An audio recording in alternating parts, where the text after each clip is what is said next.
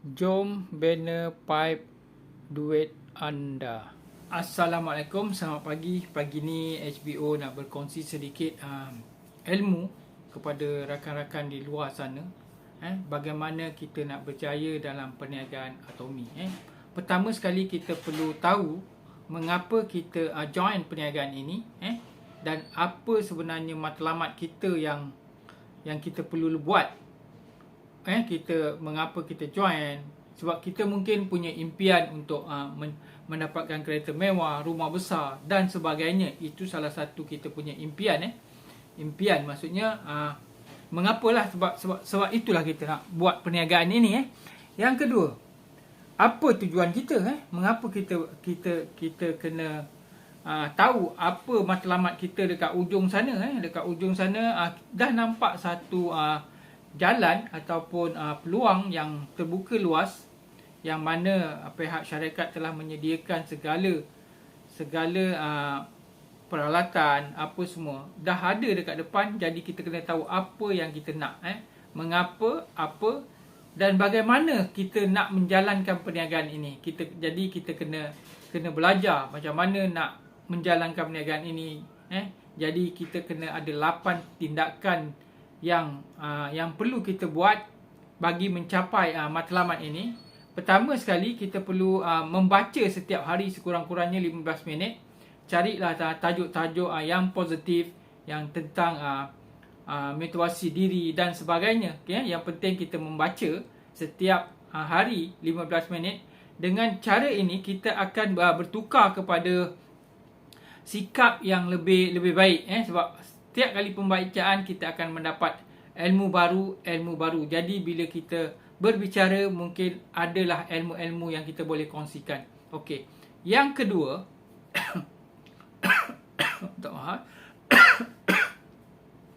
yang kedua, kita perlu rajin menonton video-video di CH Atomi. Maksudnya dengan menonton video yang makan masa 20 hingga 30 minit setiap hari, anda akan diberi motivasi ataupun diberi penangkat semangat untuk menjalankan perniagaan ini.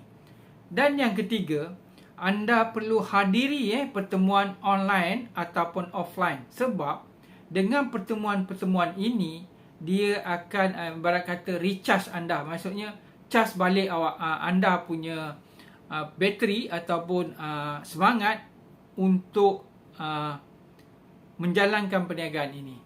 Dan yang keempat, anda perlu menggunakan produk. Sebab dengan menggunakan produk, jadi anda boleh bercerita tentang kebaikan produk ini pada rakan-rakan anda.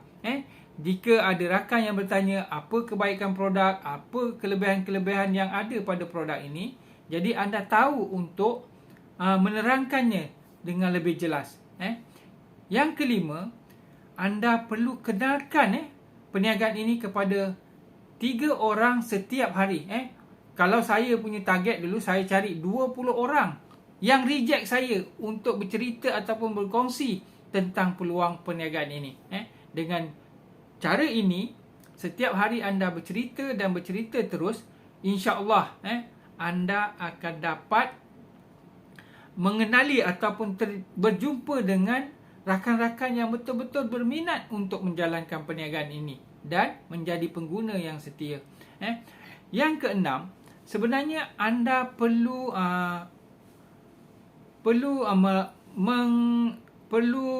memastikan sekurang-kurangnya ada 50 rakan-rakan yang menjadi pelanggan tetap setiap bulan. Daripada 50 ini, sebenarnya anda sudah boleh menjana pendapatan. Setiap bulan, tahun, dia akan sentiasa bertambah dan terus bertambah. Dengan konsep kita membangunkan kiri dan kanan. 50 kiri, 50 kanan yang menjadi pelanggan tetap Atomi, yang tahu menggunakan apps untuk membuat pembelian, pembayaran, pesanan. Itu semua kita akan bantu dan tunjuk ajar macam mana. Yang ketujuh, anda harus mempunyai konsultasi ataupun berhubung dengan mentor anda untuk menentukan arah. menentukan arah ke mana anda ingin pergi dalam perniagaan ini. Dan yang ke-8 yang paling penting sekali ialah membangun kepercayaan.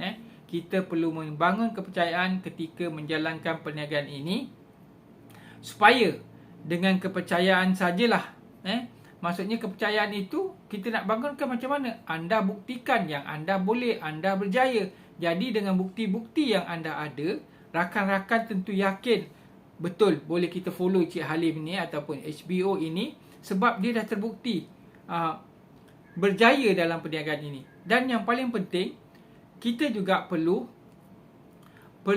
membangun kepercayaan tadi dengan satu konsep kita betul-betul menjalankan perniagaan. Kalau kita menjalankan perniagaan ini, kita berkenalan dengan ramai orang, mungkin ada yang dah bersuami dan beristeri. Jadi kat sini kita kena faham, kita jangan ada satu sikap ataupun niat yang tidak baik ketika menjalankan perniagaan ini. Yang penting kita kena jalan lurus, baru orang boleh percaya dekat kita. Dengan sedikit perkongsian apa yang saya dengar pada petang ini, hasil video yang saya lihat, jadi saya cuba ulas dan saya cuba setkan dalam minda saya.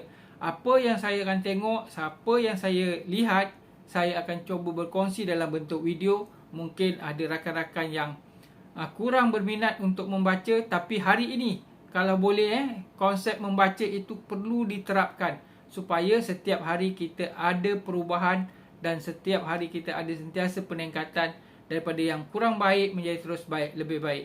Sampai di sini saja video review saya tentang video yang saya tengok pada hari ini. Semoga ia bermanfaat untuk kita semua. Sekian, terima kasih. Sampai jumpa lagi di video-video saya pada masa akan datang. Sekian. Boleh layari www.hboonline.net /pipe duit anda.